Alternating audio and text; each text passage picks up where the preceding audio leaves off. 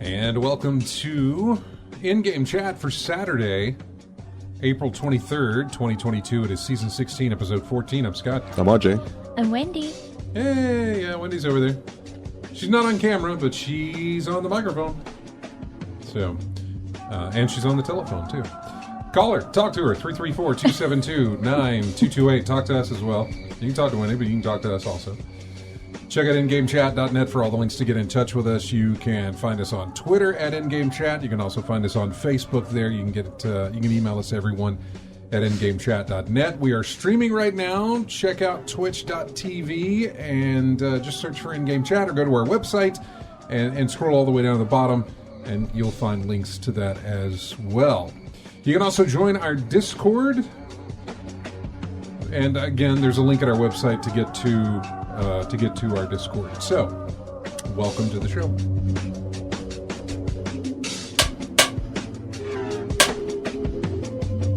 Clap, clap. All right.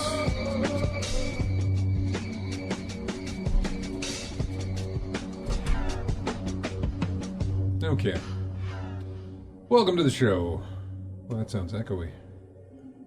For some reason, does it sound echoey to you? A little bit. Yeah. That's weird. Wonder why. That's strange. Problem of the week. I know. Yeah. Why? Why does it have an echo?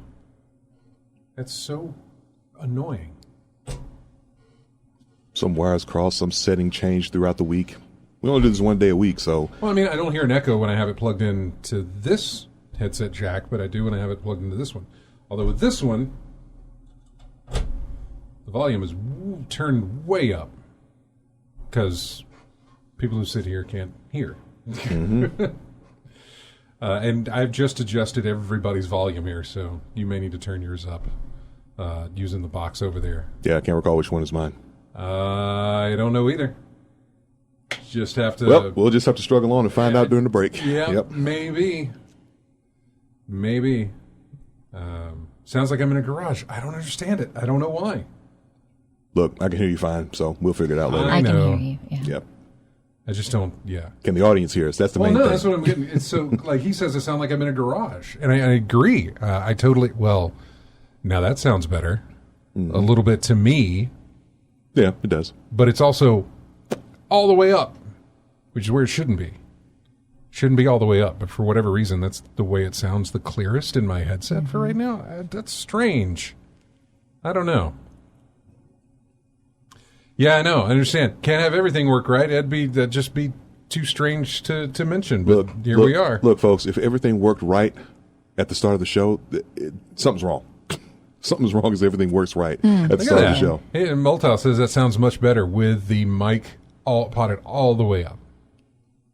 That's strange. Why all the way up, but halfway it makes it sound like I'm in a garage?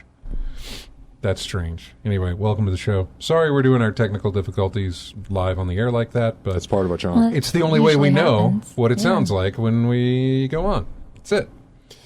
So, anyway, welcome in. Appreciate it.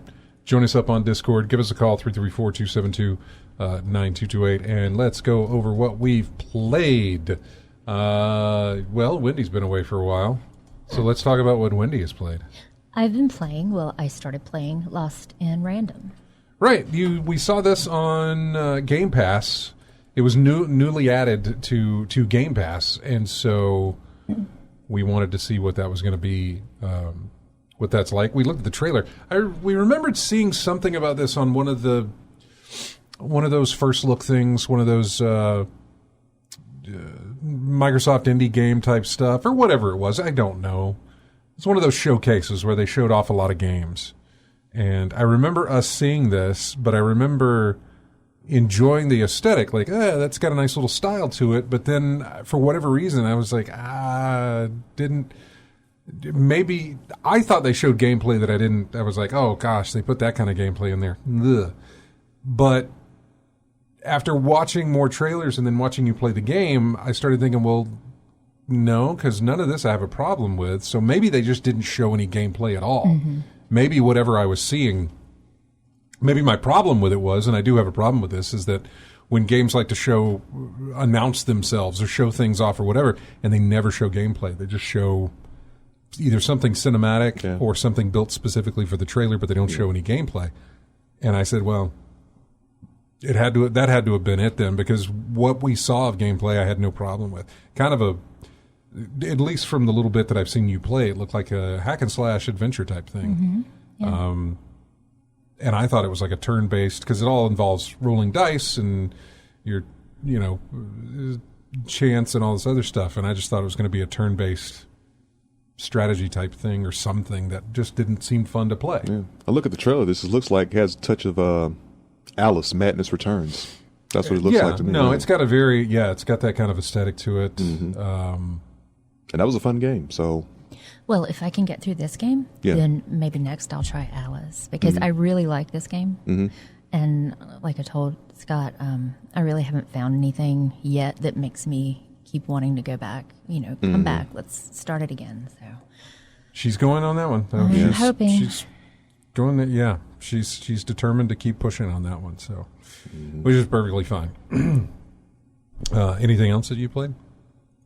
My usual Animal Crossing, checking in every day to see what's going on, to see what I won't even say. You know what I like. Yeah, exactly. What about you, RJ? I got lucky in Wordle. That was one thing that'll never happen again, but I'll always treasure that one moment when I got it in 2. Man puts hours and hours into Elden Ring and other tough things. He's like, hey, I got Wordle in 1. That's your achievement, your accomplishment. Yeah. He can beat Elden Ring in ever how many hours over and over and over again.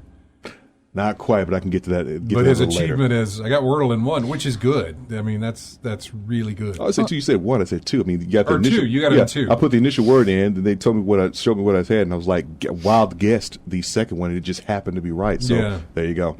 We need to get RJ the shirt that says, "I'm Wordle smart." I should play more often. I only play like maybe 5 games of Wordle. I mean, it's just every now and then. I do it every day. Every day? Well, it's just it takes no time. It takes no time at all. It takes a few minutes out of your day. I mean, a few minutes out of your day, and it doesn't keep you there. It's not like you finish it and it's like, hey, do you want to move on to a next one? No, you're done. Yeah, you do it once, you're done for the day. That's it. Yeah, Outside of showing people what you did, that's all you can do with it. So it's a nice little, let me take a break for about 5 minutes to solve a Wordle thing. Okay, back to work. Yep. Whatever the case may be. So you mentioned Elden Ring. So that was the most part of what I've played this week. But I did a little assessment. I've put 160 hours into that game so far. I haven't beat it yet. This is the first run through, of course. So I would say a good portion of that time I've spent playing Elden Ring has been exploring the map, trying to unlock things and finding stuff by accident. Yeah. So in all the previous Souls games, it's always been somewhat linear. You just go from point A to point B, on foot, most of anything else. Very, very few teleporting things along the way. But in Elden Ring, you have that horse and you have things that teleport you all over the map, so you can end up places that you not supposed to be. And what that has done is that has extended the amount of play that I'm normally used to in a Dark Souls game tremendously, because I'm pretty much stuck again. I really don't know where to go. I've got a boss that I haven't beaten yet, I'm sorry, 2 bosses that I haven't beaten yet, but one in particular, I don't have the enhancements necessary to put enough damage on them to outlast them. That's pretty much what a boss battle is. If you can lessen the damage to yourself while putting out damage to the boss. Whoever can manage the damage in life best will win. Well, I can hit him, but it doesn't do much. He hits me one time, I'm done. Maybe two. If I activate a rune, which a week ago I didn't realize I could do. I didn't know that I could take a rune and increase my stats and my health life and everything like that. Didn't know that I had to go to towers to activate them. Just didn't know. So I've been hamstringing myself all this time because I didn't know there was something that would boost my stats to a decent level instead of leveling up, which is what I'm used to. I'm used to just leveling my character up slowly. But I haven't found a farm spot yet. There is one farm spot, but I didn't know how to get there yet, which is an issue that I'm having with a lot of the games. Now, I'll say all this because now it does seem like I'm complaining about the game, but despite all that, I'm still having fun playing this title. I mean, it's going to take me a minute to get through my first real playthrough. Anything after that, I'll know where to go and what to do. Then the hours will drop down. Instead of me taking, it's probably going to take me around 200 plus hours to get to where I want to be to even beat the game. Mm-hmm. But any consecutive next playthrough I do, it's going to be much less than that. I'll know where to go. The only thing that'll draw me back is farming souls to beef up my character to take on certain enemies. That's pretty much it. So I'll be doing more grinding, more finding, more stuff on the map because there's still stuff on the map that I haven't found yet, especially the underground area. Mm-hmm. So I've got to go through all that so I can get to where I want to be in the game. Anything else? Did you jump in? That's all you played? All I played, those two, Wordle and Elden Ring. Mostly Elden Ring, of course.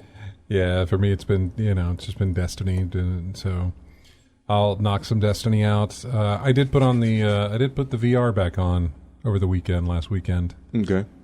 Sunday afternoon I hopped into VR and had updates to not only the system itself, but almost every single game that I own needed to be updated. On VR? On VR. Yeah. It'd been a while since I had done that, so I put it down for a little bit and let it do what it needed to do.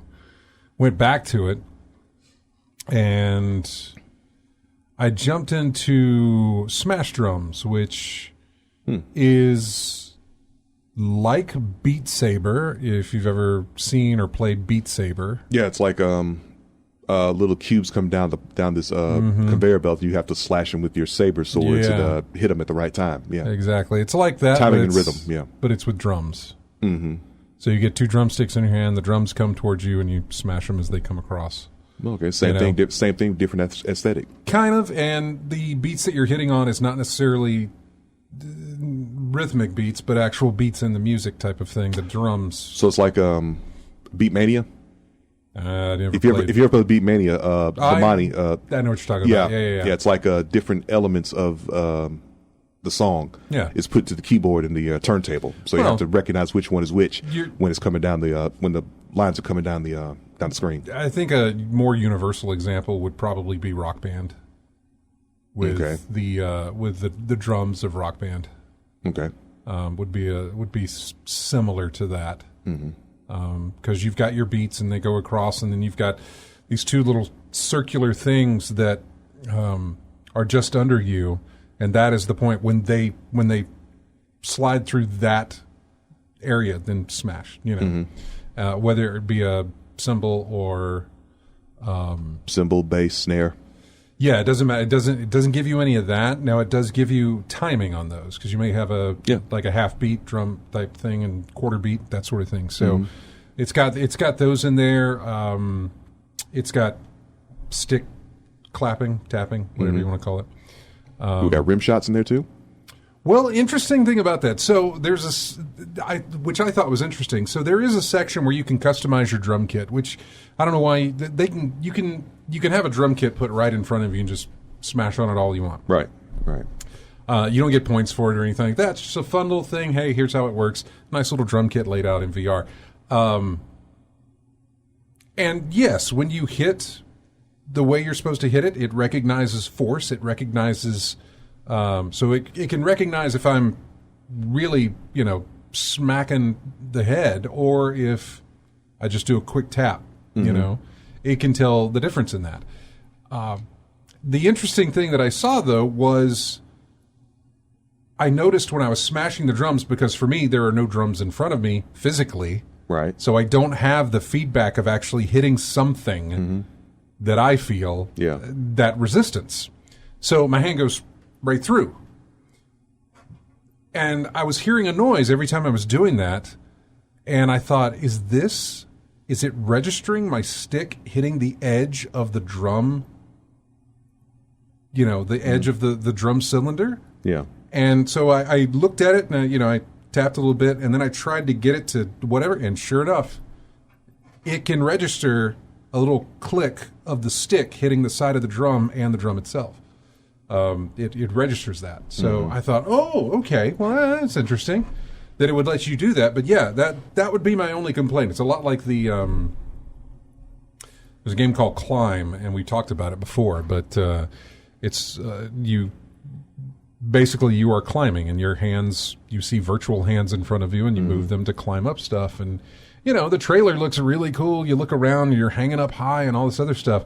But the reviews on it tell me that it loses a lot when you play it because there is no... The scene they put you in shows that you're hanging, but you have no resistance on your hands when you're trying to do this. There is no getting tired. There is no simulation of hanging with one hand or whatever. You don't have that force. You don't have that feedback of actually grabbing something and feeling the weight of your body pulling you down from gravity. You don't get that sensation. Right. And so it loses a little bit in the immersion factor on that. And I would imagine it loses a lot in that factor. Right. More so on that than it does for the drums. Yeah. For the drums, the fact that you don't have anything that your hand is hitting, you tend to go right through rather than smash, pick up, smash, that sort of thing. But at least in that case, you can hear the sound. And then in the climbing case, I mean, comparing climbing that rock wall in CrossFit or something and putting it in VR, it's just like no resistance, no force or anything, no sense of grip, no sense of balance, no sense of anything like that. Yeah. But this was out of the rhythm games that are up there, because there is Beat Saber as well, which I think would be the only comparison to this. There's also an air guitar rhythm game of some sort, and I don't. Didn't Guitar Hero have a VR component? I don't think so. No, I don't think it did. Not that I know of. Because if I'm thinking of guitar and VR, I'm thinking like Guitar Hero VR. Right. There you go, right there. Yeah. But yeah, that would be my only drawback. The only thing about that is that it really you have no idea that that's happening when you're actually playing a song. Mm-hmm. You rarely hear it because there's all the other things that are going on while you're playing the song. You can understand that you're hitting the beat. You can hear the beats that you're hitting and how they fit into the song. You can feel that, and it really is cool to kind of feel that you're making that music while you're doing that. I've only played on beginner and normal.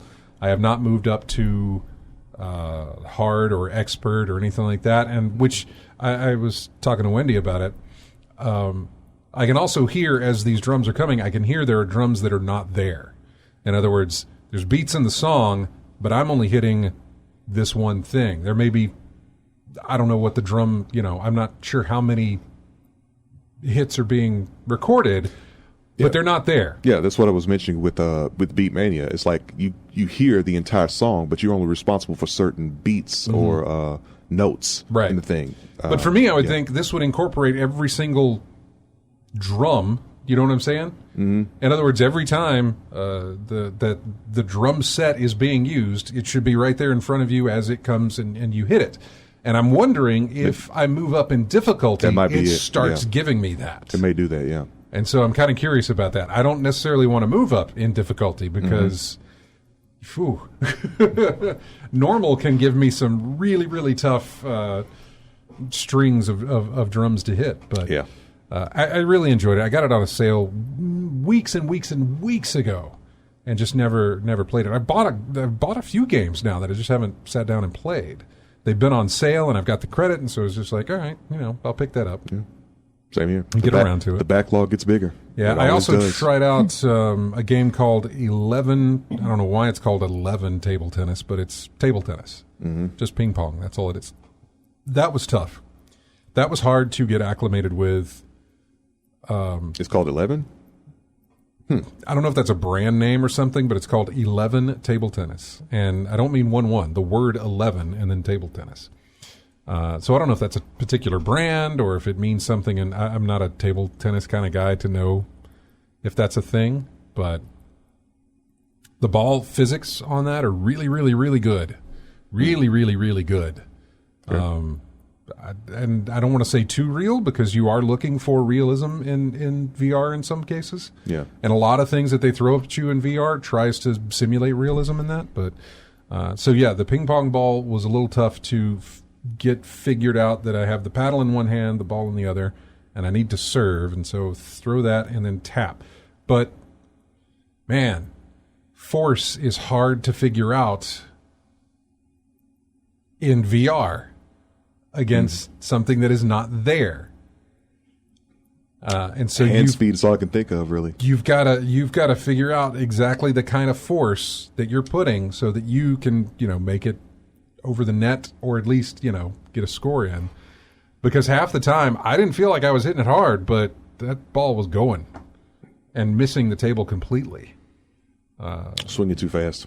I did eventually get a rhythm to it, and I thought, well, the more I do this, the more I'll understand what I'm doing, the more I'll get better at it. Yeah. But because depending on how your apparatus moves, in your hand, it's a little wand or something, right? You're using in VR for this. They do have paddles that attach to your VR controller, so that it simulates that. But I mean, you have VR in your head, you're not going to see that. So I don't know why they do it, but anyway. Yeah. So you're just using the controller? Just a controller, You're swinging it?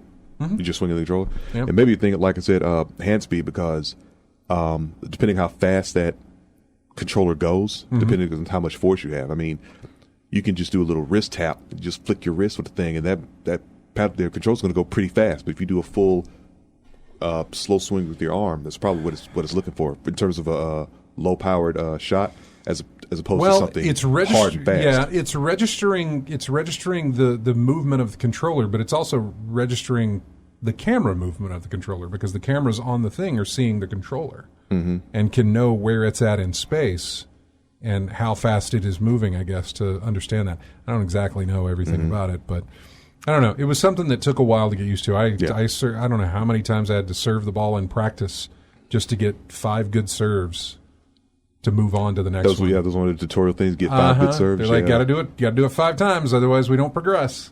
5 times in a row or 5 times total? Just 5 times total. Okay. Yeah, not in a row. Not in a row. You could do 3 and then mess up 6 times and then do the other 2 and be fine. Can I say? Yeah. The fun part for me is sitting in the other room and just hearing, I'm doing whatever I'm doing. And I know he's in there doing what he's doing with the Oculus, and you just hear these random words, or, you hear him talking, or, he's having this conversation, I guess, with the paddles and the ping pong, the whole game, and it's Is it a colorful conversation? It didn't really get colorful. Oh. No. Nope. No? Nah. Okay. I wasn't getting frustrated. Okay. No, I really wasn't. I couldn't figure out how to serve the ball, what they were asking for a serve, because I was able to get it to hit the table, bounce over the net, and hit the other part. But apparently it was too much force, or I don't know what it was. It was not the serve they were looking for. And eventually I found whatever that was they were looking for to get that serve in. It doesn't matter. Once you get past the tutorial, it doesn't matter what kind of serve you do against another player, because it's still legit. It just wasn't the serve that they were asking for in training. Outside of training, it's completely legit. So I'd be interested to play with another person. And you can do that. They do have online lobbies and everything else. But I just did against the AI to try that out, and I didn't spend too much time with it. After that was done, I think I played the Puzzling Places, which is a fantastic game, by the way, if anybody has a VR set and likes to put together puzzles, as I do. Puzzling Places is one of the better ones. If you've got an Oculus thing and you like puzzles, that's good. It takes a image that is completely 3D that you can pick up and look at in a 3D set, and then it turns them into puzzle pieces, and you have to put them together. And as you put them together, it becomes the image that you're looking for, but it also brings in the noise of what you're looking at. So if it's a beach scene, you start hearing waves come in. The more you put together, you start hearing waves, or hearing people who are at the park. The more of it that you get. I was putting together a church, and you could hear the organ and the choir as it was all coming together. Is that to give you a hint of what the picture's supposed to be, or it's just a just a little just a little. There are images because it's a 3D space. They don't give you a 3D image to look at. Once you build it and complete it, you have it there in front of you. But they give you a couple of pictures of the object from the left, from the right, from the front, from the back, different angles that you can look at so that you can find the right pieces to start building it in 3D. And so you have some pictures that you can look at there to put it together. So, and you can switch up how many pieces you want it to be. It starts at 25. You can move up to 50, up to 100, up to 400 pieces, I think. You can really make it something to put together. So yeah. That's and I've downloaded a bunch of other games that I just have not played yet. So there are those, and I'll probably get around to them if I ever stop playing Smash Drums. Smash Drums is what I found interesting about Smash Drums is that I can just. It's nice to put the headset on, jump in, and if I want to play something, it's only as long as the length of the song. It's not something that is going to keep me going. Because I'm still working on one thing, you know what I mean? Yeah. Like I just go in, I play a song, and if I feel like it, I'll play another song. If not, I'm done. Good, whatever. You can move on, do whatever. I'm curious though, what happens like when you've played all these songs? You want more songs to get in there. It's like you do them once, and then. Well, typically with any music rhythm-based game, you're always going to have some DLC coming down the line later on. I mean, that's what it is on. PS4. I mean, there's always something with the Rock Band or some other. Hopefully they do that. They don't have a single song track artist that I recognize by either name or the title. None of it is recognizable to me. Works pretty well though with the drums and stuff. So they got that, but I don't recognize any of them there. I didn't see any sort of thing where you could download more songs. I haven't looked up on how to add songs, but I doubt you can. They're pretty big sticklers about that sort of thing. So that's what I played, and I started jumping into. I went back to my Batman games. I watched the Batman movie. We watched the Batman movie the other day, and I was like, oh man, I haven't loaded up a Batman game in a long time. It's been a while since I played old Batman. The Arkham Asylum, Arkham City, and then Origins and Arkham Knight, and I thought, let's go back. Yeah. So I loaded up Arkham Asylum, returned to Arkham, the remaster that they did or whatever. Oh man, I remember we were loving that in the 360 days when it came out, but it's not that it hasn't aged well. The only thing that hasn't aged well, and maybe it was never aged well, were the interactions of characters in cutscenes or little cinematics or something like that. For Batman and the guards and other things, like, and this is going back to the very first one, there's no emotion. There's none. There's emotion in the voice. Yeah. Acting, yes, but in the characters, there is no emotion. It is their heads staying completely still with the exception of the mouth moving. That is it. Which is unnatural, completely unnatural looking. Yeah. To see nothing else move except for the lips. But that was the standard for years and years and years. I know. I know. We totally accepted that. I mean, but heck, it wasn't until L.A. Noire when we started getting all this talk about the facial recognition software and stuff like that, the links they went through to get that. L.A. Noire was that was 360 too, wasn't it? I believe so. Yeah. That started on the 360, I believe. Yeah. But yeah, playing that back, and I'll be curious to go through, kind of like I did with Uncharted. I'll be curious to go into Arkham City and then Arkham Knight to see, did that ever change, or did we just accept it for all those years that that's the way that looked? Because I know it improved, but I know the first two games were on the 360 PS3, and then the fourth game was, I think, strictly PS4 and no. I think it was PS4. I got a Batman on the PS4. That's true. Yeah. I think it was. Yeah, Batman Arkham Knight. I'm curious now. I want to say that that was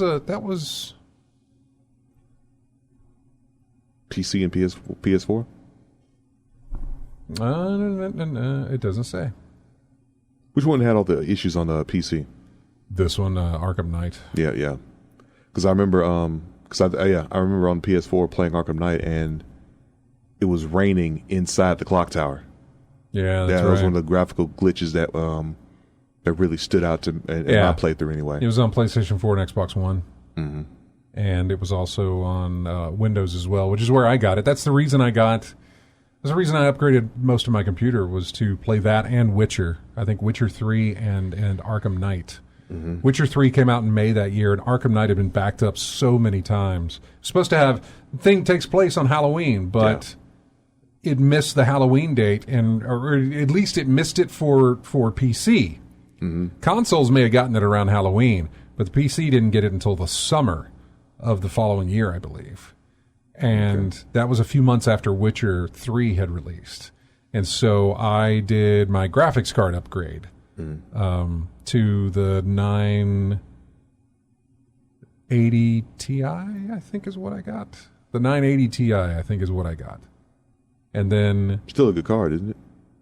Not the one I got anymore. It caught fire. Oh. Yeah. No. I had a power situation at the house that one time, and I tried to turn it back on, and I think it was the power supply that went bad, but I saw a little flick on the card, and then a flame popped up, and I was like, oh God. Turned everything off, and so that card was destroyed. More than likely. I haven't tried to plug it back in. So I'm borrowing. I have Matt's card right now, the 970, which is in there, which was stepping back from the 980 Ti or whatever it was that I had. Which is fine. It's still, it runs Destiny because that's all I needed to do on that thing. But so. Okay. It took. We watched. Lethal Migrant says I had to watch Batman 3 times. Fell asleep the first 2. We watched like 30 minutes one night. Then we watched, I think, maybe an hour or so the next night, and then we finished it up the night after that because it's 3 hours. Yeah, it's 3 hours. 2 hours and 53 minutes, I believe. So 55, 50, something like that. It's long. Now, if Lethal says he fell asleep. He fell asleep the first 2 times. A lot of filler in that? Is a lot of filler in that film? You'd have to ask him. I don't know. No, didn't feel like filler to me. Didn't feel like filler to you? No. Okay. But I could easily have fallen asleep through it. But then again, I can fall asleep through anything once I take, this is true, the right medication. But this is Batman, though. This is your... Well, yeah, but I still a school night. I still got to get up at 4:30 the next morning. And so I need to stick to the routine because I didn't know it was 3 hours long. I thought it was like at best maybe 2.5 to 2 hours. And so we started at like 7:30, and I said, "Oh, there's no way that we can do this." So we only watched like about 30 minutes and said, "Okay, let's stop now before we go further, and then we'll watch some." We ended up watching that movie X, that horror movie X from A24, which was. I fell asleep. That was not. Yeah. Okay. It's not good if you fall asleep during a horror film. No, that's not. Really bad. It was not great. Not even enough suspense to keep you alert. I mean, I liked where it was going, but then I was like, no, I don't like any of this, and it kind of just, I didn't like it. So Batman I enjoyed a lot. I really, really liked that. So, we didn't do the Snyder Cut in one sitting either. Snyder Cut was we watched those in the parts that it showed. It was like part 1, part 2, part 3, part 4, whatever that was. And so Winnie and I just watched parts when we went through that one on other nights. So, Anyway, we were way over time here.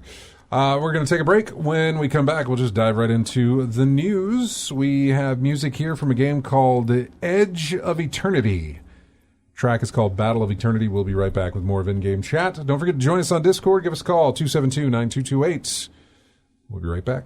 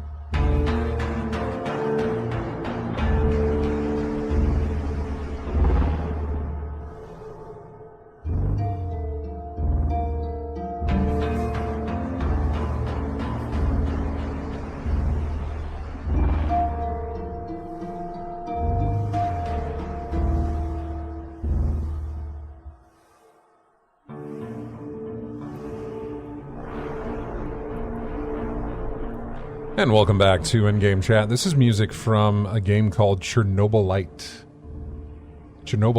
Yeah, exactly. Forest Dream Turns Nightmare is the name of that track. I don't know anything about Chernobylite. But, One word? Pardon? One word? One word, yeah. One word. And it was one of the newer released games that came out this week, so I believe, and so that's what I looked up. Science fiction survival video game developed by the Farm 51 and published by All In. Yeah, I've not heard of either of those places, the publisher or the development studio at all. Released in October of 2019 on Unreal Engine 4. Hey, I forgot to mention that Wendy got herself a new monitor. Okay. Curved? Straight? Nope, straight monitor. Okay. But it is a 27-inch. It's a Dell. In fact, it's still on sale on Best Buy. It's regularly $500, but they have it on sale for $300. And it's a really good. Dell makes some great monitors, and I've never owned a Dell, but I've seen plenty of people who do own Dells. They rave about the quality of the product, and so it was an easy purchase. Isn't it almost a TV? 28? 27. 27? 20? Well, it depends on that's not my kind of. It's not my kind of TV. Yeah, I know. That's the weird thing about TVs. It's a weird thing about a lot of things. Once you go to a certain size, quality, brand, I don't know. It depends on what it is. But once you go to that certain, it's hard to go back down. And so 65 is good for me for a TV. 55 is like, man, that's really small because my eyes are so used to a 65, right? So right now I've been gaming on a 27-inch monitor for a long time. Yeah. If I were to jump down to a 24, it'd be like, oh man, it would be hard to go to. So, and I've been. So how do you rationalize that? You play on the 65-inch on the console, but well, for one, I'm sitting across the room with a controller in hand, as compared to basically sitting exactly how far I am from my laptop screen right here at my desk when I'm doing computer games.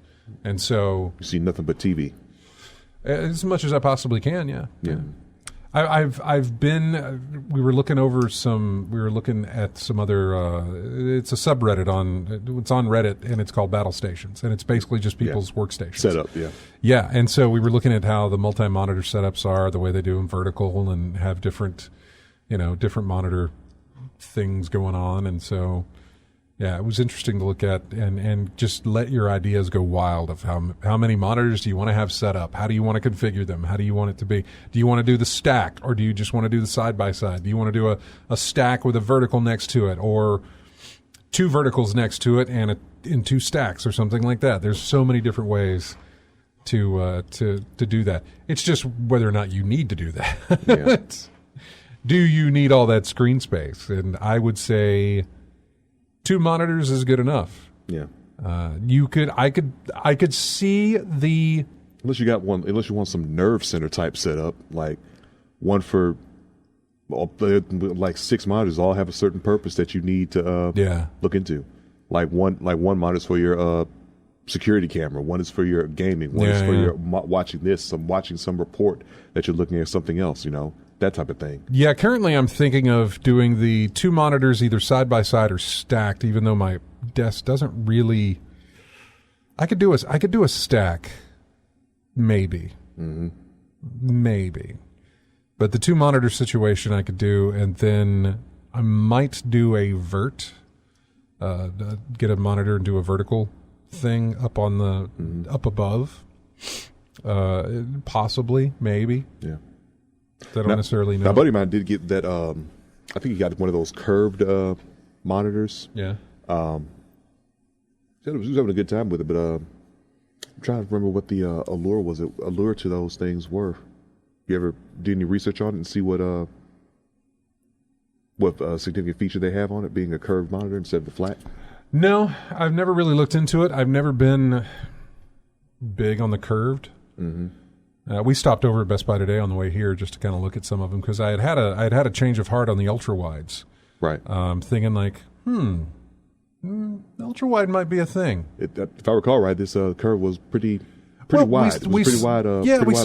We saw some battle station type stuff. We saw some people's setups, and I saw a widescreen, and I thought, that looks fine. I'd been against them really, but I looked at that and I thought, I could do that. I could deal with that. That looks good. You know, that looks fine. And I tried to find specs. Sometimes you can, sometimes you can't. Right. It depends on the person who made the post, whether they're going to throw up like, here's my gear.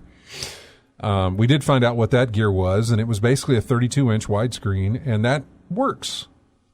It also works in my space that I have, because I had to measure out the way that I don't have just a desk. I have a corner desk, so it all goes into, it all meets at a V. It's a corner desk. It's got shelves on top of it, so I have a little box area for my monitor to go into.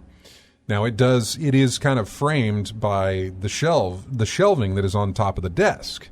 But behind it is very wide open. So a 32 could fit in there. 34 is really pushing it. Yeah. A 34 curved might actually fit, but it's really pushing it. Yeah. 32 would fit. A 32 curved would fit.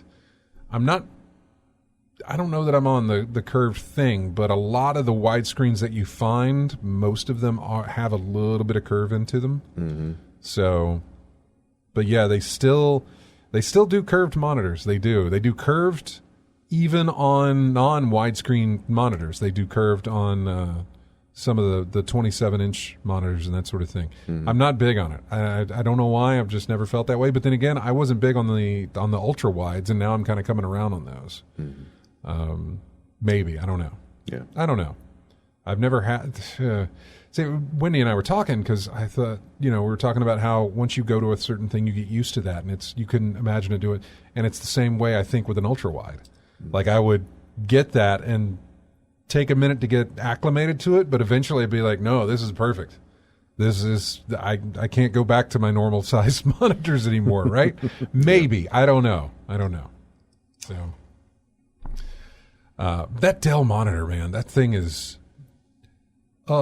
it's got USB ports out the wazoo, and they're all like, they can be passed through. So, I mean, I can plug a webcam in there and my computer's going to recognize it. It basically turns the monitor into a USB hub. So you can plug other things into it. Gives it power, connects to the computer. So, yeah. So $200 off and all yeah, that, yeah. Well, actually, I got it for $38.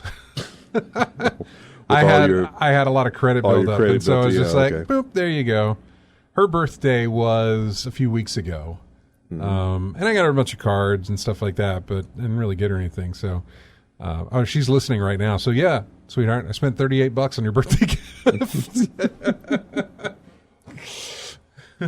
But you got a monitor.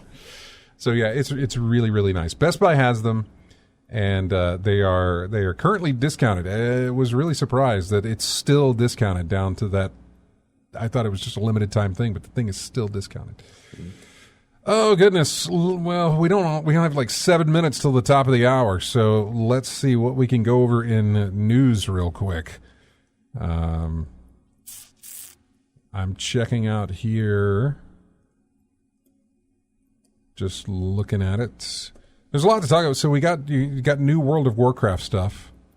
The Lich King is coming into the World of Warcraft Classic. Okay. Which will be sometime this year, and then they had another expansion announcement for just the base World of Warcraft or the regular world, whatever. I don't know what they've done to that.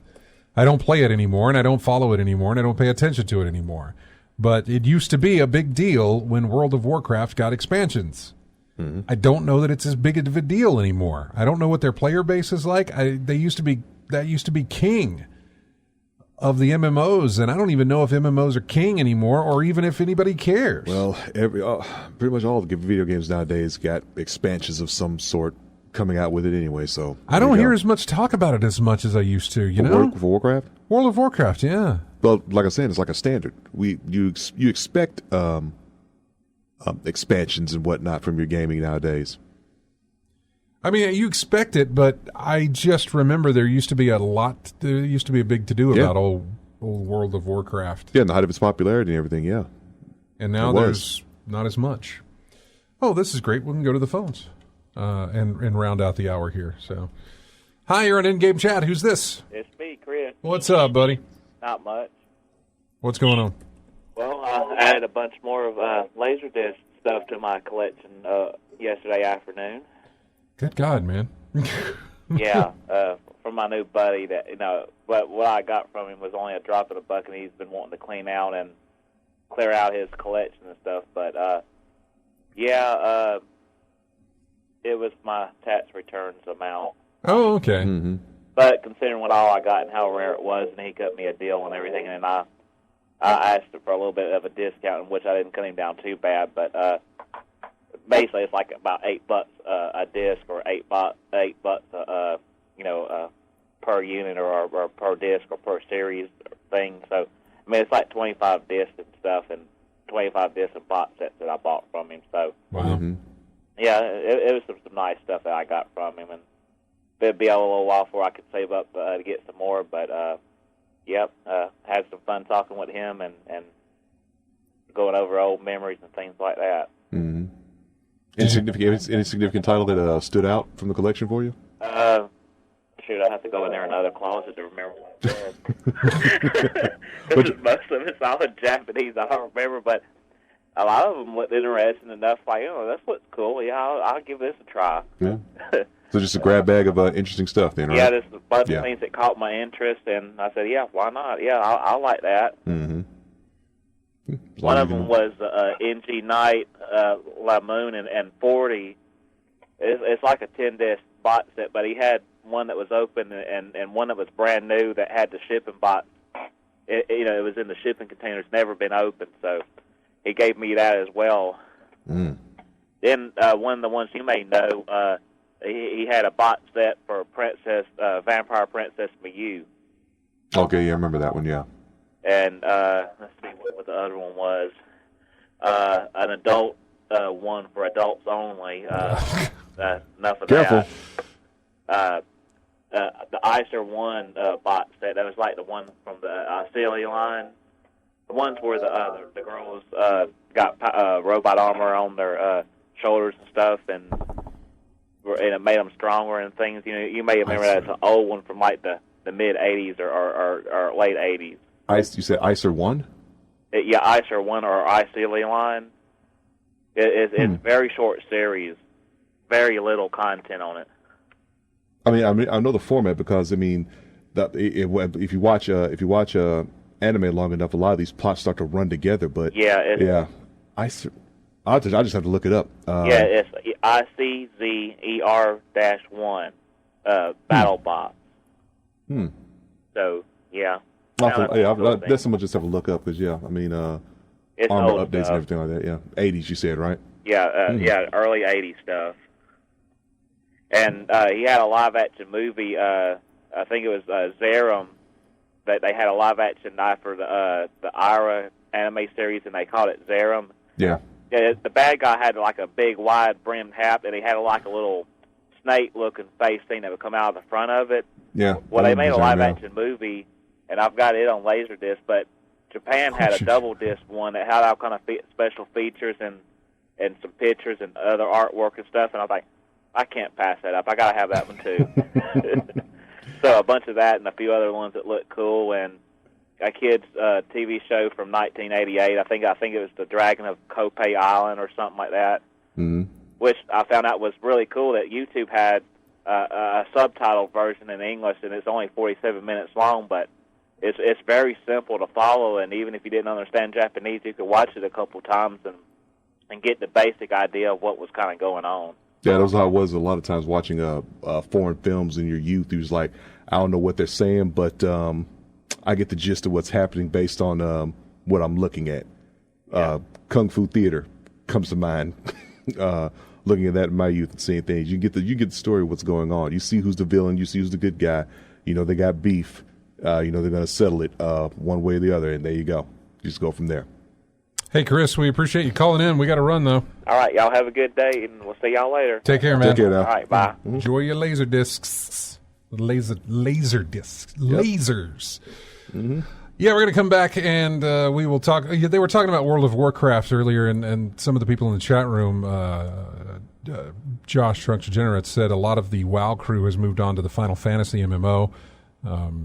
New World was big for 2 months but fizzled, and yeah, Final Fantasy 14 is massive now. So yeah, that would be your, and I agree with you on that. When I was talking about MMOs, are they big? Nope, Final Fantasy 14, that is the MMO. That is taking the crown from World of Warcraft and probably a lot of others as well. We're going to be right back with more of In-Game Chat right after this. Music here from Tales from the Borderlands, which we got a sequel announcement from PAX East, which is going on right now over in Boston. But they are going to make a sequel to Tales from the Borderlands. This one's called Lynchwood Sheriff, and we'll be back with more of In-Game Chat after this.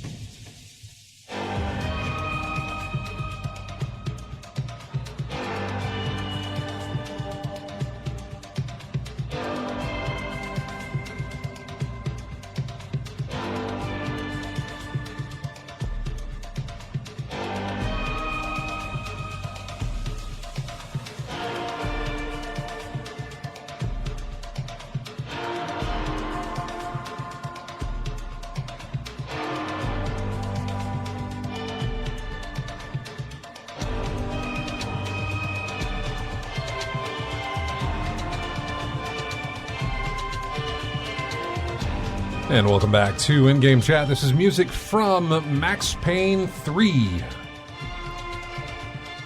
track's called The Girl. I'm trying to remember, because I played 3. I'm trying to remember where I heard this from, because I know the scenery is done in Colombia, in a South American place, right? But I can only imagine this was the plot where he was chasing after some cartel, and there was a girl being held hostage he was going after with his partner at the time. That maybe it's been forever since I played it, so I have no idea. Yeah, but I was looking for games, and I remember they were talking about the remake, and so I just thought, let's see. I've used Max Payne music before, but let's go with Max Payne 3. I've used 3 as well, but I don't know if I've ever used that track. But still, doesn't matter. Welcome to the show, and let's jump into the stuff that we did not jump into earlier on that we were going to. Both Sony and Microsoft are considering adding games or ads to the free-to-play games that they have. Yeah. I don't know. Microsoft. The story came out that Microsoft was thinking about it. Then days later, Sony was apparently considering it as well. So both companies are considering putting ads in their free-to-play games. I am against it, but I'm also like, well, it's free to play, so you're gonna have, they have every, I don't want to say they have every right to do that, but there's very little you can complain about in a free to play game because it's free. So I mean, I'm a big boo it all the way. I don't like it either, but it's hard to say. I think you shouldn't do that. I think we at this point we've already we've all got it in our heads that if something's free, it's going to be a catch. It's come with something. There's going to be a catch thrown in there with it. How many websites have you been to where it said you can access it free? Fine, you can get access to information, but become a premium member and you don't have to deal with ads or right. Well, things yeah, like that. That's like the big that. thing. Yeah. That's the big thing. You pay for this, then we'll pay remove for it. the ads. We'll remove the ads. Yeah. So we got to pay for it some way. You know, it's when ads come into stuff that you've paid for. When you got a real issue to get on about. Well, maybe depends. Mm-hmm. You know, there are plenty of tiers of streaming services that the basic tier that you're paying for. But I meant gaming. Comes with I ads. meant gaming in particular, not streaming services. Gaming in particular, yeah. I don't know. It depends because it may depend on what you consider an ad. You know. Mm-hmm. And I haven't run into this, and I'm trying to think of Street Fighter V. Yeah. Capcom Pro Tour ads still open, but there. Really? But there's an option there for ads in there that comes in as well. Huh. Okay. Yeah. Yeah, I would say no, but then again, if you have online aspects to it, you may get ads whenever you log in online. Possible. So, I don't know. During the loading screens.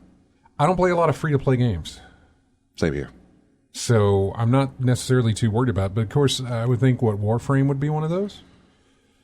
Warframe is free to play, but there's a whole bunch of DLC you can pick up on that title. Yeah. Destiny's a free-to-play game. Yeah. Unless you buy the season pass or whatever it is. Yeah. There's quite a few that are just free to play type of game. Fortnite's free to play, I believe. I think. I don't know. Maybe it's not. We don't do. I don't think either one. Apex Legends. Fortnite. Apex Legends is free to play. I know that much. Yeah. So. Yeah, base Hulu, base Paramount Plus. They have ads. Base Peacock. It has ads. Yeah. We only know that because we go to sleep watching Dateline, and there's ads that pop up every now and again in there. Mm-hmm. But so their base thing, it's like a subscription, but you still get ads with it. Yeah. So, Activision Blizzard sent out a survey talking about NFTs in games, and then the president of Blizzard said, "Yeah, that's Activision doing that. That ain't us. We're not putting NFTs in our games." So Blizzard is not doing it. Activision may, but then again, what's it matter? They're about to get sold or about to get bought come next year. And so, speaking of getting bought, somebody has their eyes on Ubisoft. And I had that somewhere in the news stories, and now I'm trying to find it. No. That was because it was today. So that's why I don't have it in the news stories. I have it today. Oh, it's fresh. Yeah, it's a private equity firm that is eyeing Ubisoft as the next big gaming acquisition. Talks are early, but include interest from firms like Blackstone Inc. and KKR and Company.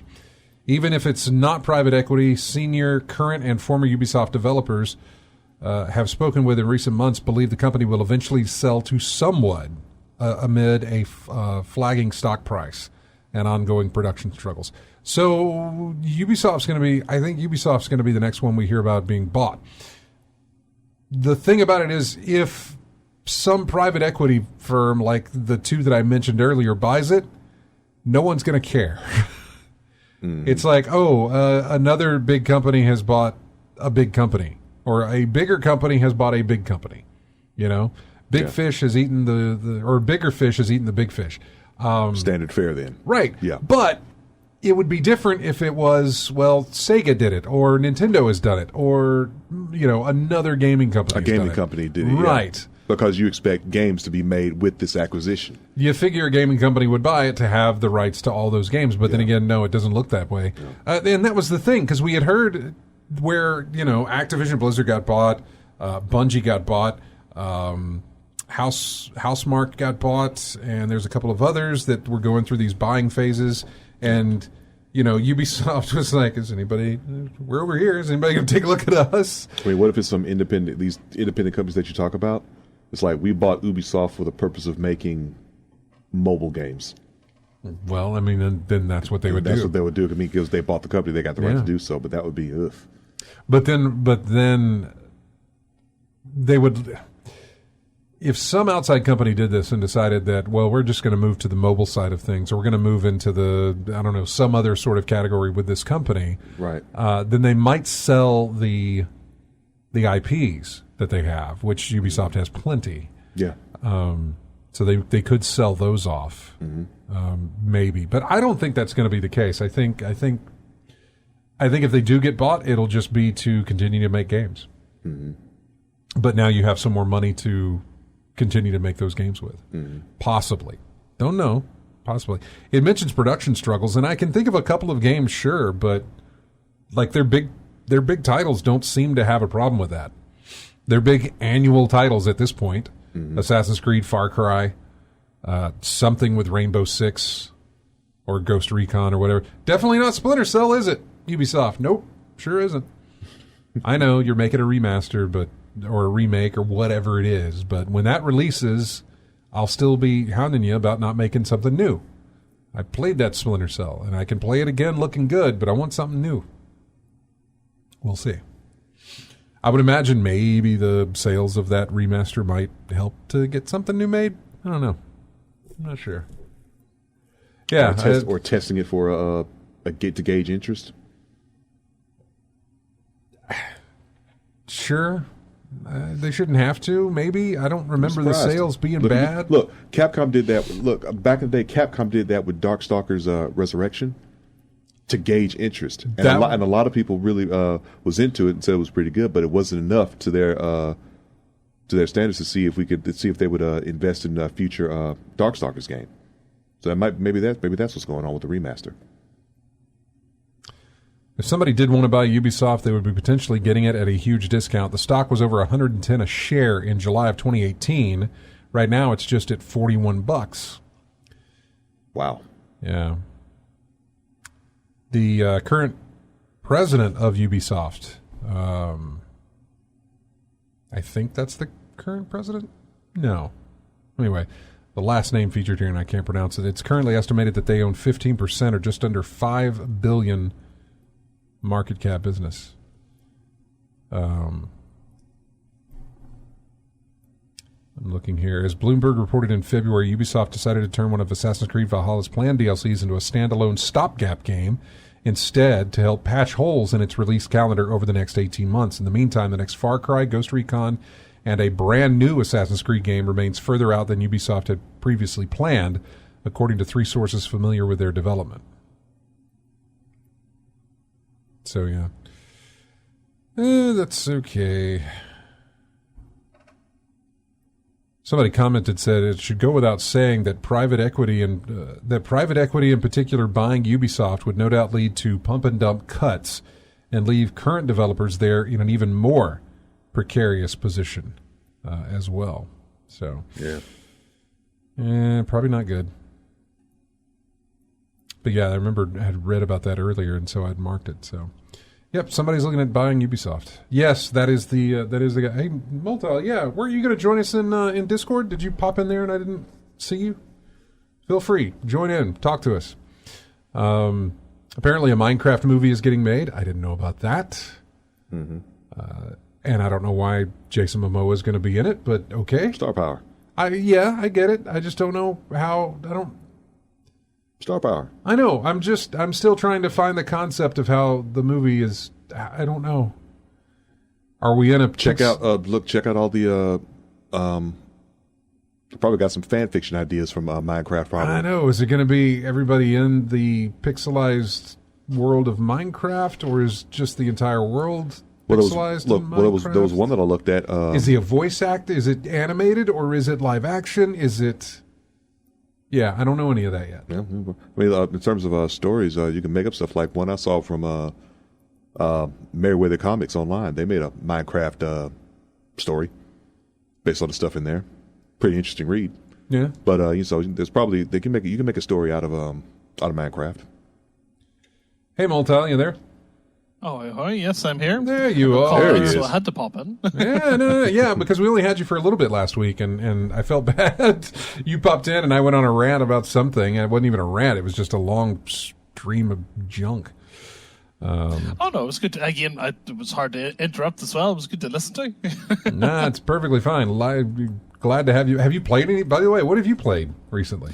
Oh, mainly it's Elden Ring for me. I as many games as I would love to play. It's either Elden Ring or it's been actually Splatoon 2. I've been getting very excited about the third one. Third one Got a release date on that recently, November, I believe, or not November, September. September, yeah, 9th of September. So very excited. A bunch of my mates as well.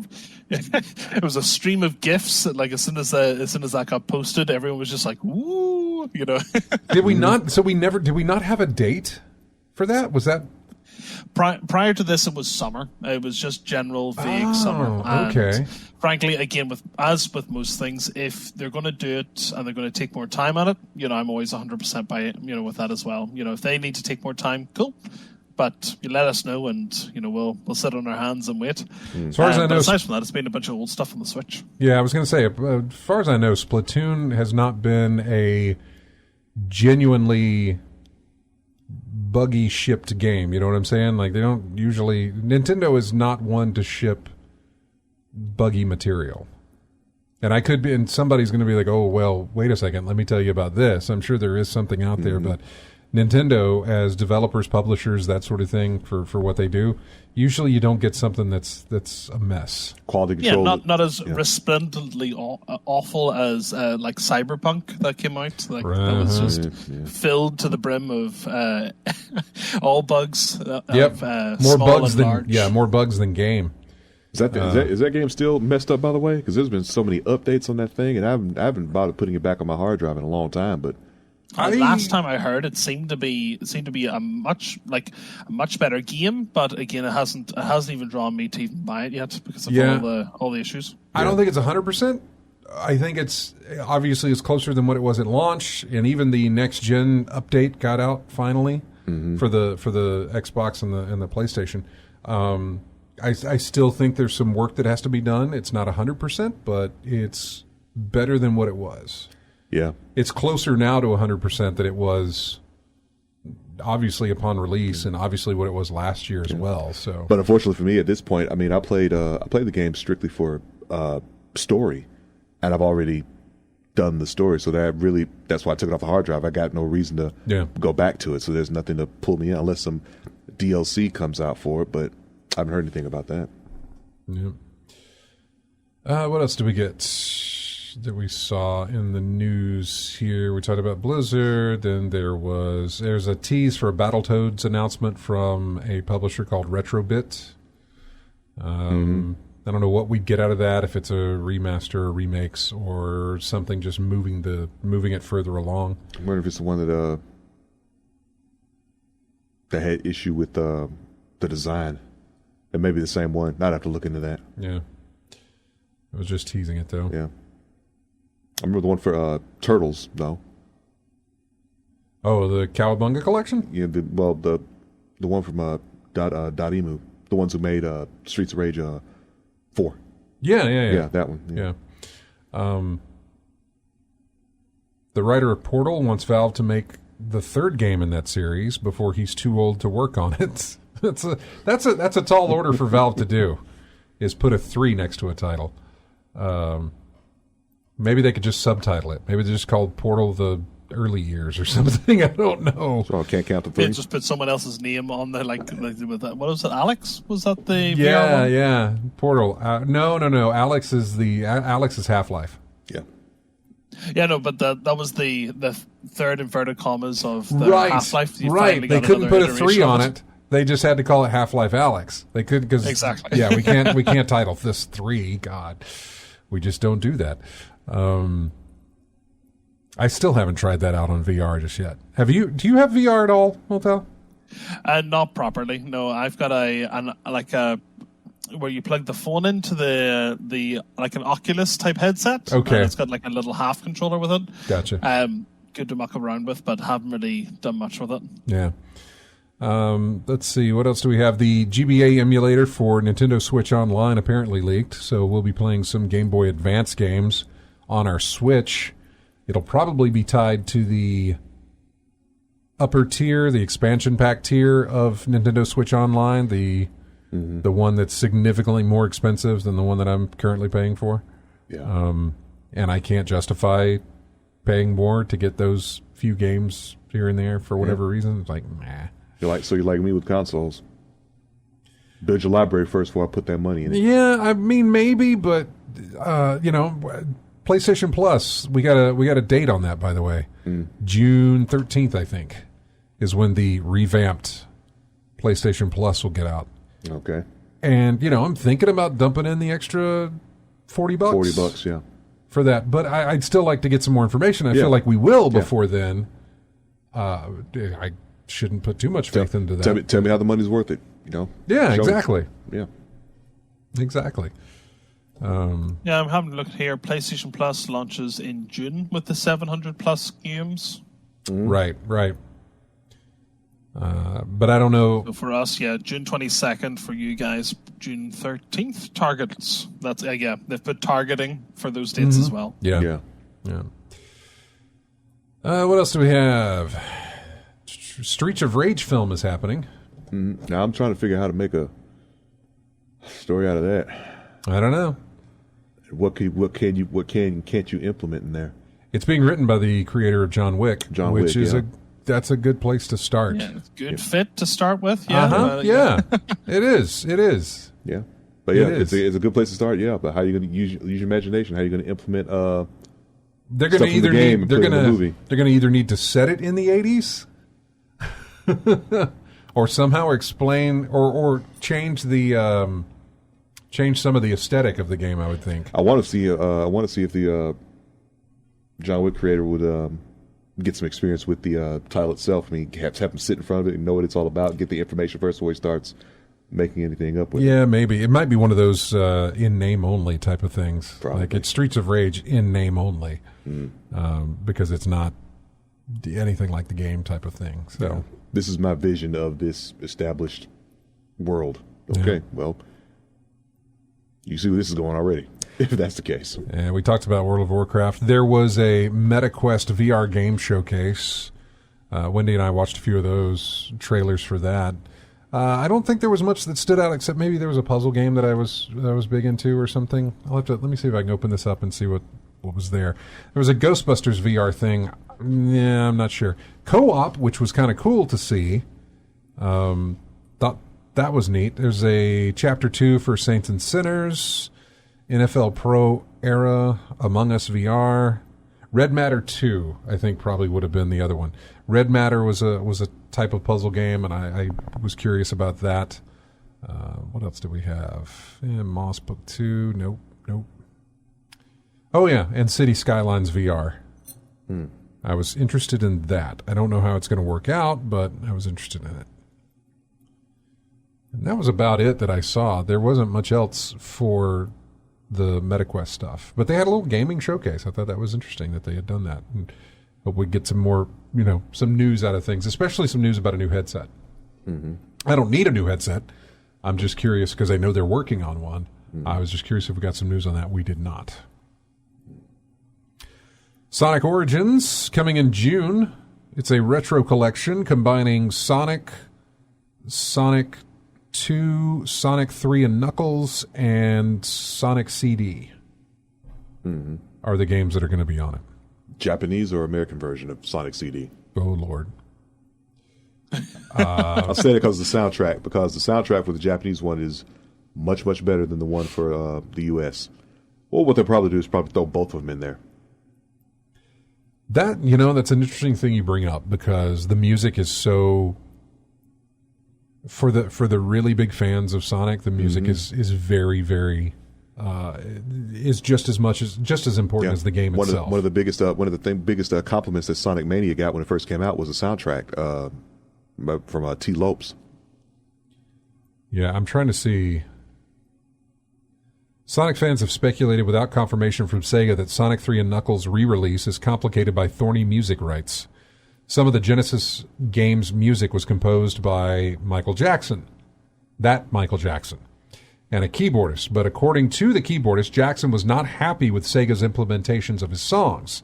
Some re-releases of Sonic 3, like the Windows PC port from '97, have featured different music tracks said to have been swapped in from an earlier version of the game. Then there is the... The actual title of the article says Sonic Origins has some BS DLC. They issued a spreadsheet, a graphic of here's everything you get with the different versions. And there is no one version that has everything. Even if you get the most expensive version, it still doesn't come with everything some of the earlier versions have. That's the worst of the worst. That's foul. Stuff you can do. That is foul. And this is just re-releases of classic games, right? Yeah. So if you already they're not remakes or remasters or anything like that. So if you already got them all. Here, take a look at this image. There. Well, that looks like it screwed up on the link, didn't it? Seems it did. We'll just do you can highlight the whole thing and paste it, and that works. But yeah, I can see you. It's yeah, it didn't work. I tried a different way, and it didn't work. Yeah, I'm going to check it here. Let's see. So everything. Oh, because they're trying to make you buy 2 packs. They're trying to make you buy the Start Dash pack and the Digital Deluxe. Because that's where the crossover happens. Yep. That's wild. Yep, that's it. It's free DLC. Oh wait, it is included with a pre-order of the Standard or Digital Deluxe. Okay. So you do get it if you pre-order it. If you pre-order the Standard Edition, you'll get that Dash Pack. If you pre-order the Deluxe Edition, you'll get that Dash Pack, which would give you everything with the Digital Deluxe. Okay. There is mirror mode, you have hard to wait. mission. You're not allowed to wait for reviews and such before you put your money down. Yeah, it says additional music tracks from the Mega Drive Genesis titles. You can get that with the Classic Music Pack or the Digital Deluxe Edition. I'm looking at some of these offers in the left-hand side. What? Character animation in the main menu? Yeah, I don't get that either. That's a thing? That's a thing. Camera controls over the main menu islands. So basically, it reads to me like basic stuff in platforming games, but yeah. I'm trying to see what the price is for the Digital Deluxe. There it is, $45. And this is just 1, 2, 3, and Sonic and Knuckles? And Sega CD? Yes. Oh. That's what it is. I've got those already, so... Yep, done. I know. No need. Yep. For me, there's no need, so yeah. Wow. All right. Well, we're going to take another break, and then when we come back, more to jump into here. Talk about Lego Star Wars. We'll also talk about we mentioned Tales from the Borderlands getting a sequel here. What else was there? Oh yeah, Amy Hennig is working on a Star Wars game again. We'll talk about that as well. It's all coming up on In-Game Chat. Also, Multal will be here with us as well, and we've got Greedfall, music from Greedfall, a game I never played. Did anybody play Greedfall? No. Nope. Mm-mm. No. Okay. It's called The Fallen Hope. We will be right back with more of In-Game Chat right after this.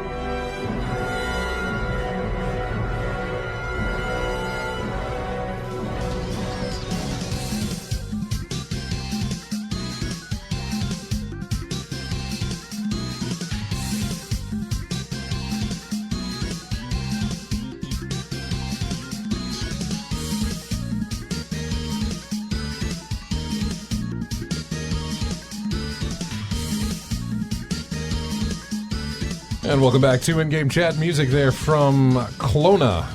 The Rongo Lango? I don't know. There was a collection that I guess released on the Nintendo Switch. And so I went looking for music. And that's what I found for Clona. I don't know anything about the game. Hey, Multal, you there? He's muted. There's me. Yeah, okay. My apologies. Yes, I'm There still he here. is. That's no problem. What do we have? Oh, yeah, Lego Star Wars is apparently massive. It is the biggest launch in Lego game history. They have sold 3.2 million copies of the game. It hit that. Oh well, I don't know how fast it hit that figure, but the subtitle of the article is it hit that figure in 12 parsecs. Yes, it is massive. It is. Yeah, it released on April the 5th. It hit that figure within 2 weeks. The biggest launch in Lego game history. I also realized, and I may have mentioned it also on the. Oh my God. Sorry, Lethal Migraine put a baseball score in the chat room. 21-0. That's in baseball. It happens. Rarely. Do you get those? It happens. Yeah. Those higher. Wow. Yeah, it happens sometimes. Yeah, this is. I know. This is when you start taking pictures out, and putting like the center fielder on the mound, things like that. I know without that Mercy rule, a whole bunch of Little League games would be that would have that score too. I know. Yeah, so I was looking at some reviews of the Lego Star Wars game because I thought, they had already released like the first trilogy of films. I say first trilogy, the New Hope trilogy. Yeah. And they had already done. I know they had done Phantom Menace, and I think they had done Clone Wars, and also I thought they did the first 3 movies as well as separate games. And I know they did Force Awakens also. And so I was curious if they just took all those games and put them in here, but no, they didn't. They redid every single one of them. And so if you go play A New Hope in the Skywalker saga, the one that released this year, you're playing a different game than what you played ever how long ago on the 360 when that first game released, because they've redone the entire thing. They started from scratch on this thing. They didn't just take those old games and throw them in there and give them a facelift. It's all brand new. So I thought that was interesting that they went back and did that. And then they had 9 films they had to do it with. There's just a massive amount of content in that game. Yeah. Massive. And it's doing very well. Doing extremely well. Yeah. And then there was music. There was news that Skydance New Media will be working with Lucasfilm to develop a new Star Wars game, and of course, Amy Hennig is over at Skydance, and she is going to be working on that along with somebody from EA as well. Says the game will be a richly cinematic action adventure featuring an original story in the legendary franchise. I have often described how seeing Star Wars in 1977 essentially rewired my 12-year-old brain, shaped my creative life and future indelibly. That's what Amy Hennig said, president of Skydance. Oh, she's president of the play? I didn't know she was president. I'm elated to be working with Lucasfilm Games again to tell interactive stories in this galaxy that I love. We couldn't be more thrilled again to be working with Amy, blah, blah, blah. Big old press release. Good. She was working on a Star Wars game when she was with Visceral and EA. Yeah. And we saw maybe 13 seconds of game footage. Yeah. When they were doing some sort of montage for the EA games and stuff. What was it called? It was like a year. What was it called? It's not 1313. Okay, I know that's what you're thinking of, but that's not what it is. Okay. There was a game in development, Star Wars 1313. Okay, yeah. That was supposed to be an adventure type title in the vein of that, but that's not what she was working on. Something else. Oh, okay, something else. Right. And a lot of people. I can't remember, what did EA do that made them put all that back? That made them do. Oh, that made them stop development on 1313. Yeah, they had a whole bunch of projects in the drawer, and then it was like, oh, we need to pull all this back now. They did. They put a toe out of the line. Was that the loot boxes? Was it that? There was the loot. Yeah, the loot boxes in Battlefront. Is it Battle? I think it was Battlefront. Star Wars Battlefront. Yeah. There was a lot of heat over loot boxes and the odds. Heat. There was a big heat over that, and yeah. So much so that I think they went to court over it, I believe, or they were told that they had to, like a judge ordered them to have to do it or something like that. That was UK, wasn't it? It was the UK. The UK jumped on that. Yeah. There's a couple, plenty of bad things about it, but the UK is quite good at that sort of thing. Normally, the representation of what's in advertising and such. Yeah, and they seems to be a bit more on point. And they hit FIFA as well later on too, didn't they? With their sounds right. I think so. I think they did with FIFA as well. But their Ultimate Team is like you were getting all these packs and whatnot. What getting any diamond level players? Yeah. Lethal Miger was asking when was the last time that Amy actually released a game. It would be Uncharted 3, I believe, would be the last time that she released a game. Now, she could have had input or some consultation on somebody else's game, but and I don't necessarily know that. And she's got, I think, Forspoken, I believe, is another game that she consulted with on story stuff. And that's supposed to come out sometime this year, or maybe next year, I think. But nothing. It's been a long time since she's released a game that was like born from the ground up with her hands involved in it. It's been a while. In fact, he brings up that Project Ragtag was the canceled game when she was with EA and working with Visceral. She was working on a Star Wars game there. It was first being developed as an open-world title, then it switched to a linear action-adventure game with heavy story elements. Once she joined, it was called Project Ragtag. It would have revolved around a heist starring a Han Solo-type fella named Dodger and his crew. It'll be interesting to see if that actually shows up again in whatever she's making with Skydance here. Now, more than likely, because she was with EA, everything that she had done there probably stayed with EA. It's one of those situations where they own that. You created it, they own it.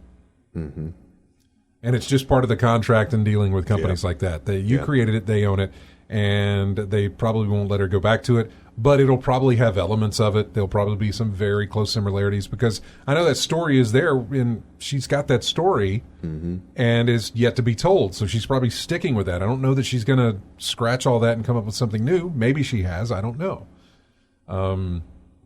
More than likely, she wouldn't tell me if she did. So, because she can't. Although, again, she is president of Skydance, so she can do what she wants, right? No? That's probably not how being a president of a company works, does it? But I don't know those things. So, anything else? Oh, yeah. Nintendo Switch Online added 3 Sega Genesis games. We're getting Shining Force 2. Familiar with that one there? Yeah, RPG. Space Harrier 2.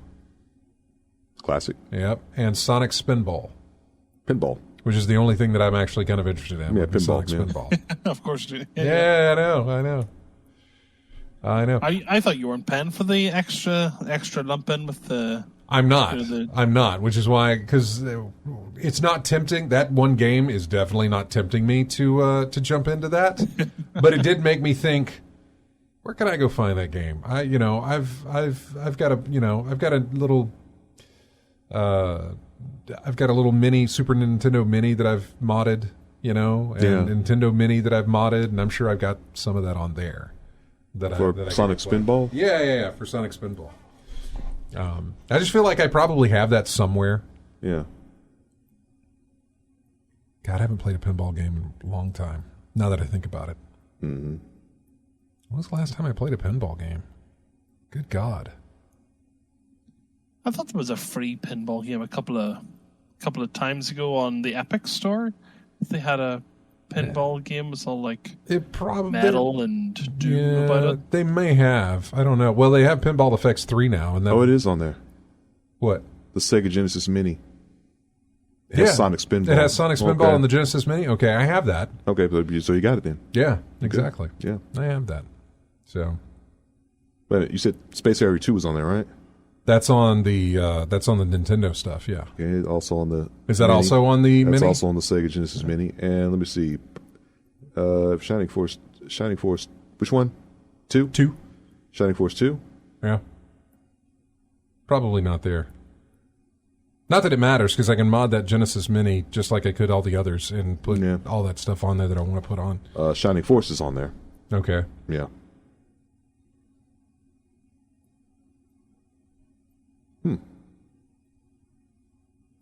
haven't used my mini in a very long time anyway. Yeah, I haven't done that at all. I haven't used the mini whatsoever. I think the last thing I played on there was Eternal Champions and Columns. Columns was always something I had fun with.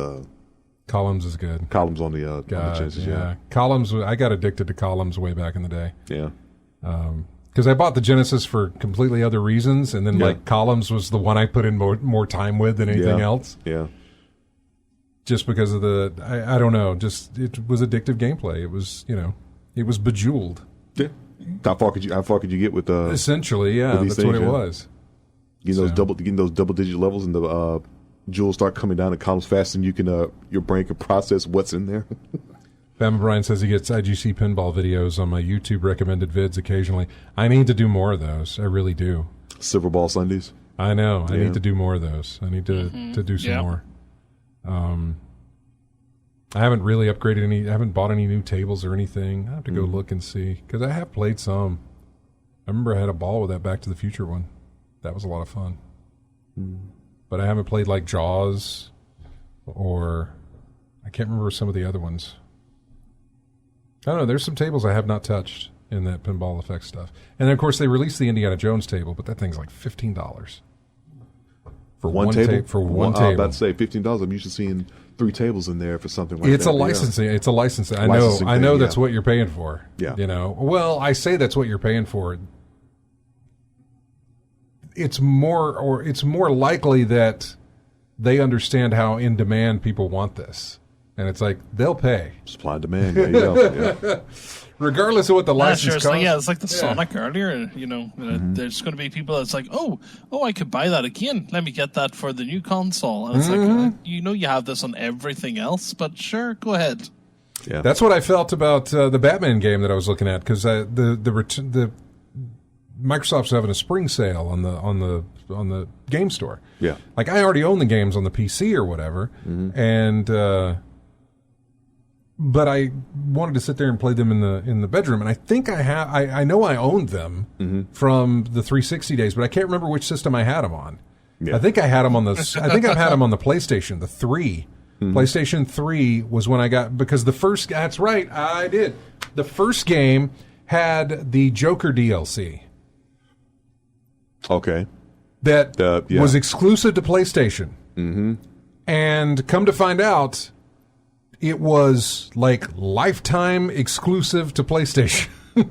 It never got released. Lifetime exclusive. I don't necessarily know it was the case, but it never showed up on any other system. Okay, yeah, I'm about to say, because I've never...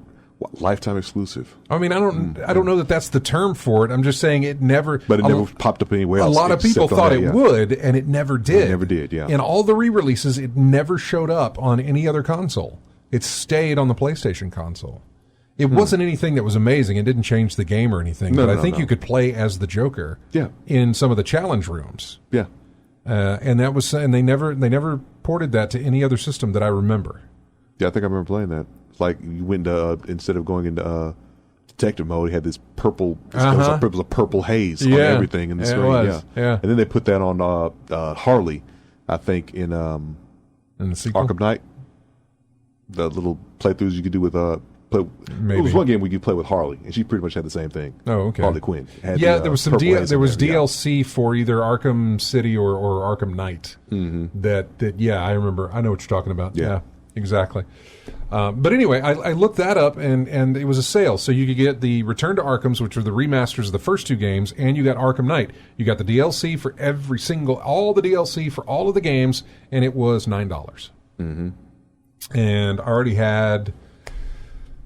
I already had some credit from something that I had bought, and I didn't spend all the money on the thing, so I used some of that to pay for it. I mean, we've talked about it before, about double dipping, sometimes triple dipping on certain titles. This would be triple dipping, because I know I have those. I have those games. I still have the physical copies of the games for the PlayStation 3, which I don't think that I can put into my PlayStation 5 and have it work. I don't think that works that way. PlayStation 4, yes. 3, no. And Return to Arkham was released on PlayStation 4 because it was the double pack of the first 2 games remastered, and you could. But I don't have that. I have the original discs for the first games. On there. So In terms, sometimes double or triple dipping is like when you have the physical and you want the digital. Like if you don't want to open up the collection you got, like Panzer Dragoon Saga, Panzer Dragoon Remake. I'm sorry, comes to mind, or the Streets of Rage 4. I've got the solid physical copy and the digital copy. Same way with Windjammers 2. I've got the digital on my console, but the Limited Runs copy is on its way. So yeah. So that's another example of doing that. Do you do a lot of double dipping there, Moltal? I try not to, but I literally very recently I went through my Steam library and a whole bunch of other PC libraries. And I was like, oh no, I don't have Blasphemous. It's on sale on Switch, so jump over and grab that because it's nice and cheap. And then as soon as I log in back again, I think it was like Prime Games or something, I had it already. And then looked on something else, I had it already there as well. It's like, oh yeah, so I've had it twice. I think I had it free on one thing, bought it on another thing, and then I bought it again on Switch. I think accidental double or triple dipping is very easy done. Yeah, it's happened before where you like, oh, that looks like an interesting style. I think I picked that up. And then like 2 weeks later, like, you already got this on this other system that you have over there. It's happened before. It's becoming that way with a lot of my media. Really? Yeah. A lot of my media. I'll look at it and I'm like there'll be a sale. I bought, there was a movie on sale today, or not today, it was a couple of days ago. I think it was $5. Yeah. And it was on the Vudu store. And so I went there and I had to make sure. I was like, well, maybe I own it on Apple iTunes, or maybe I own it on the Microsoft account, or maybe I own it over here, or maybe I actually own a physical copy. I don't own a physical copy. And so, yeah. It was one of those situations where I wasn't sure. But yeah, it becomes that way with a lot of that. With games, it's hard to even tell. Yeah. Most of the time, I just assume that I already own it. Yeah. Movies, in my case, movies is basically some special release or some collector's edition, something like that. Like, how many times have I bought Blazing Saddles on DVD? Mm-hmm. I mean, the next iteration, I think, is going to be How many times 30. Have I bought Burnout? You know? And so, because I have it on PlayStation, I have it on Xbox, I have it on PC. And I say bought, a lot of the times it's because it's just offered for free through PlayStation Plus or Games with Gold, or even through the Epic Game Store, something like that. Mm-hmm. So, or even on the Switch. I buy things on the Switch now. I have Burnout on PC, Xbox, PlayStation, and Switch as well. Yeah. It's like Blazing Saddles came out in 1974, so creeping up on 50 years. Well, if you talk to anyone who lived through it, they bought the vinyl of something, and then they bought the 8-track of something, then they bought the cassette. And then, it's in a CD format now? Okay. Yep. Oh, wait, it's now completely digital? I'll get that. Wait, it's a vinyl remaster? I'll get it back on vinyl again. The cycle will start come up back again. What happened here, man? Exactly. So, yeah. Goodness, Bama Brian says he almost rented the new Batman for $26. Goodness, what? Did you maybe mean you almost bought it? Because 26 is not a rental, sir. No, it is not. That's a purchase. Yeah. So that reminds me of Mulan on Disney Plus. Yeah. What was it, $30?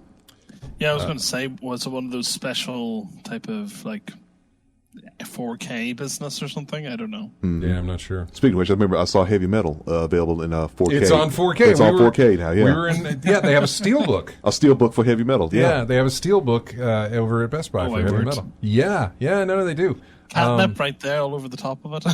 Yeah, I don't know. I'm kind of losing the whole steelbook stuff. It's starting to. Is it just 4K, or is it 4K and Blu-ray and DVD? I'm sure it's all of those or something like that. Yeah. No, I'm starting to not really move into something, but I'm starting to move away from the whole steelbook thing, unless it's like just something that is just gorgeous. It's got to stand out for you, yeah. Then I'll usually just pass. Mm-hmm. So, which, speaking of, we got to Chris on the phone. Chris, we are running out of time, buddy. I know you're probably talking about all the times you've double dipped in media of all kinds, probably even in the Laserdisc realm. So, but we appreciate you calling. Moltel, thanks for joining us, man. Appreciate it. Have a great day, everybody. See you later. You too. Take care now.